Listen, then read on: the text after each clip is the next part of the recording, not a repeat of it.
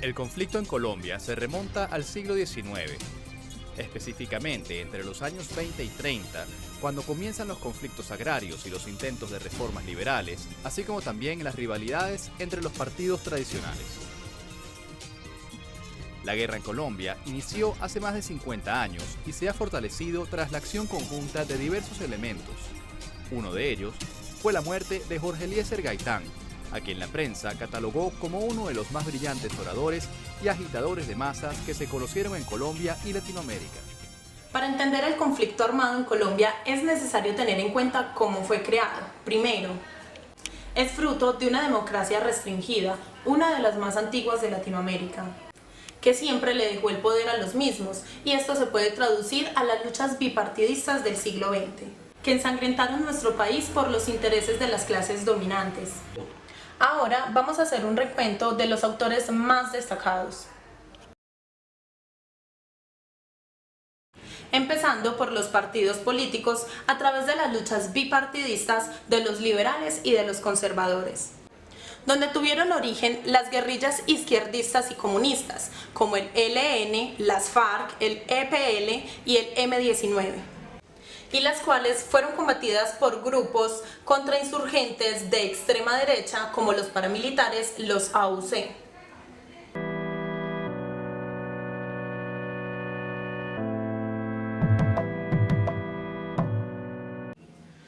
Para hablar del conflicto armado en Colombia, inexorablemente tenemos que identificar los actores del mismo. Entonces tenemos a lo que es la guerrilla de Colombia, como las FARC, el ELN, el EPL, el M-19, entre otras guerrillas que en la actualidad quizá el país no cuente con ellas, pero existieron. Asimismo, las fuerzas de ultraderecha, como lo son las Autodefensas Unidas de Colombia, en sus diferentes bloques.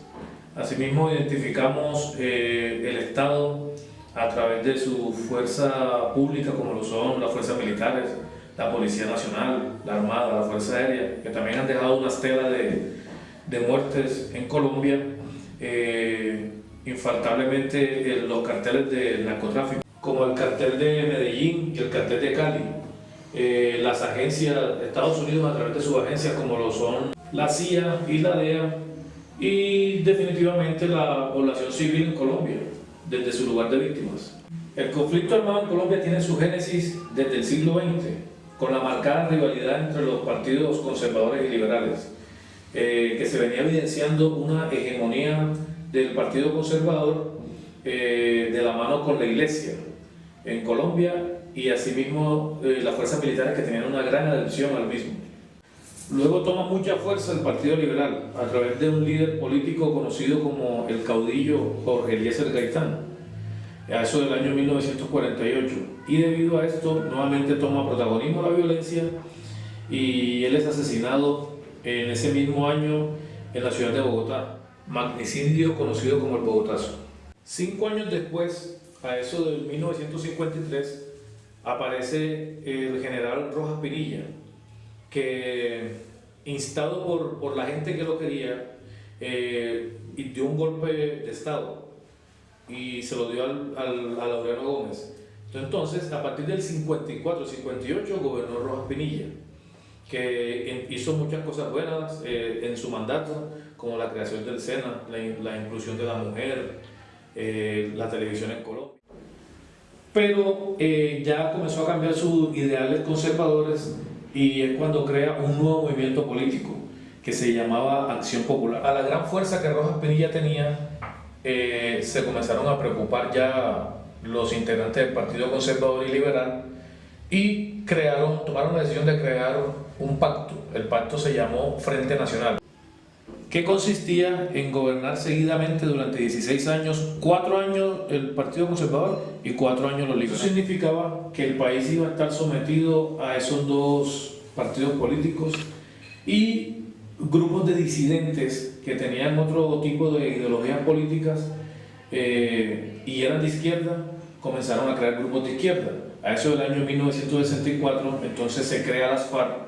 En enero de 1955 se crea el ELN con ideología comunista y luego se crea el EPL y ya por ahí en 1974 el Quintín Lama, que era un movimiento de izquierda indígena.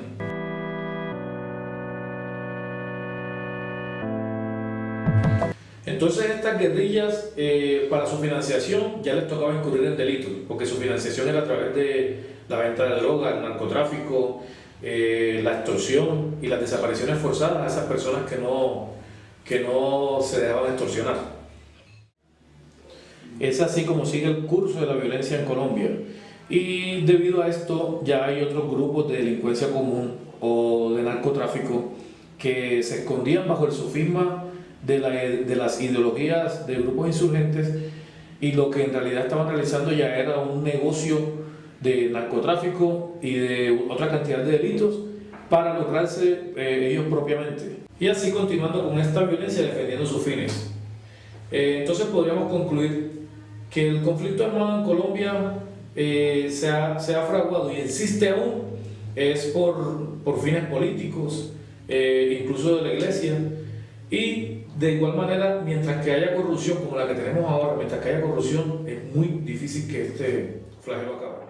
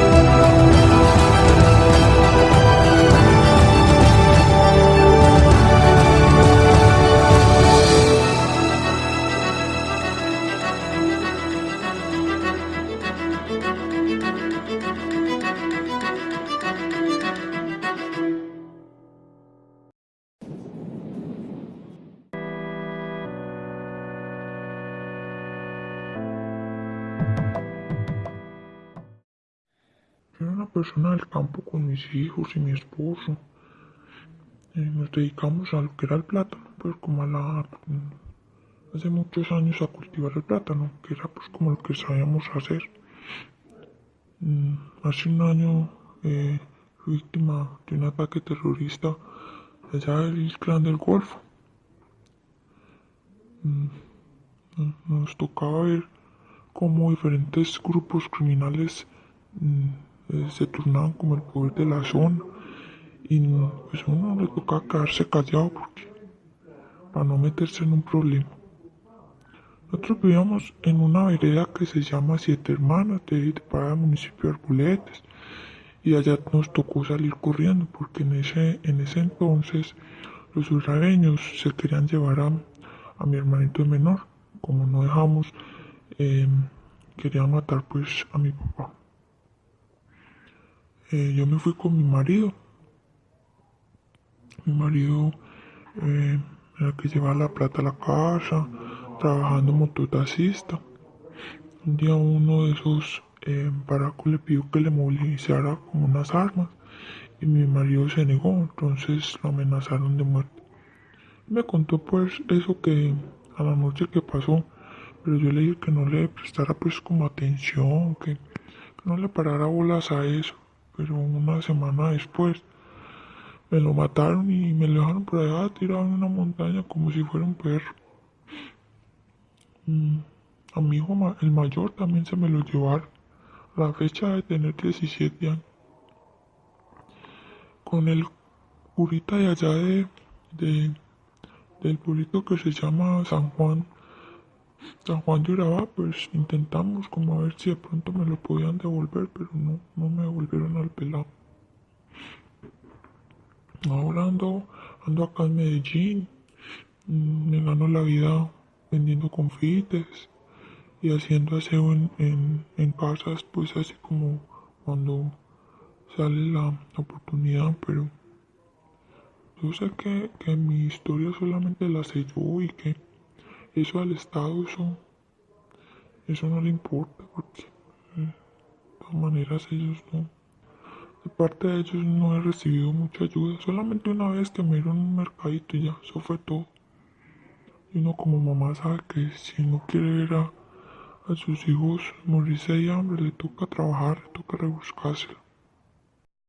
Comandante, ¿estaría usted dispuesto, ustedes hablan de paramilitarismo, ¿estarían ustedes dispuestos a reunirse con Carlos Castaño en un futuro? Yo tal vez no. ¿Por qué no? No, porque eso es otro paneo distinto. Estamos contra el paramilitarismo. Entonces, si la guerra continúa, si la guerrilla sigue burlándose del país y el gobierno sigue entregando la nación, ¿cómo vamos a pretender quedarnos quietos? Que me juzgue el mundo por guerrerista. Ustedes saben la cantidad de masacres y crímenes que ha cometido con la gente desarmada, con la población. A irme a entrevistar yo con él, mejor dicho, sería el acabose de esto. Y vamos a hacer un solo ejército, muchachos. Las autodefensas desde el Putumayo hasta la Guajira.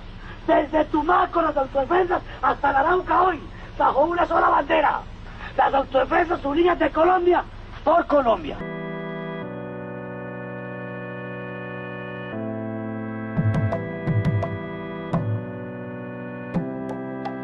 Sé que mis rimas a veces causan disgusto. Cuando mis neuronas corren hasta yo mismo me asusto. Mis respuestas pueden... El conflicto armado en Colombia ha perdurado en el tiempo, por todo el siglo XX y en comienzos del mismo. Se ha nutrido de la lucha incesante de los gobiernos de turno, liberales contra conservadores, paramilitares contra la insurgencia, el gobierno contra los cárteles de la droga. Estos conflictos armados en Colombia han tenido como epicentro la corrupción y el afán de poder. Ahora mencionaré algunas masacres que dejaron una huella imborrable en nuestra nación. La Guerra de los 1000 días, la masacre de las bananeras, el magnicidio de Jorge Eliezer Gaitán. La toma del Palacio de Justicia, la retoma del Palacio de Justicia, la masacre de Bojayá, la masacre del Trujillo, la masacre de La Chinita, del Salao, de Mapiripán, de La Rochela. Como estas, una cifra sin terminar. El conflicto armado colombiano dejó al menos 220.000 personas asesinadas, 25.000 desaparecidas, 4.700.000 aproximadamente desplazadas en el periodo comprendido entre 1958 y 2012, según el informe presentado por el Centro Nacional de Memoria Histórica. Estas son algunas de las cifras reveladas en este documento.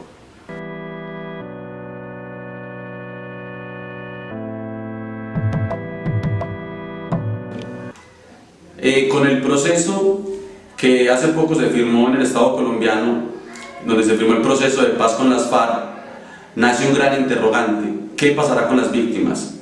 Y ahora tenemos que decir qué seguridad jurídica tienen las víctimas.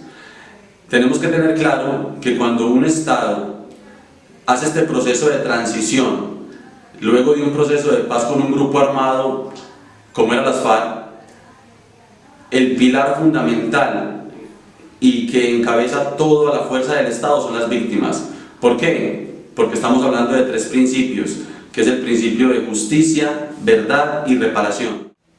Estos principios que acabamos de mencionar no se pueden hacer efectivos si no hay herramientas jurídicas para hacerlo. Y la herramienta jurídica que utiliza el Estado colombiano la podemos ver en la Ley 1448 del 2011, que es la Ley de Reparación de Víctimas y Restitución de Tierras. Entonces, ahora que hablamos de víctima, ¿cómo saber si yo soy una víctima del conflicto armado interno en Colombia? Es muy fácil. La misma Ley 1448 en su artículo 3 define la calidad de víctima y dice que víctima es toda la persona que le han sido vulnerados sus derechos humanos y derechos reconocidos en los tratados internacionales de derecho internacional humanitario por actores del conflicto armado interno en Colombia. Es por ello de que las víctimas en estos momentos pueden estar tranquilas, y toda persona que sienta que es víctima del conflicto armado interno en Colombia, que sienta que sus derechos humanos fueron violentados, puede acercarse a todas las personerías municipales y distritales, y en este lugar tendrán toda la asesoría necesaria para saber si pueden ser acogidos como víctimas, si en verdad cumplen el papel de víctima del conflicto armado interno en Colombia, y se activarán todos los mecanismos de justicia, verdad y reparación.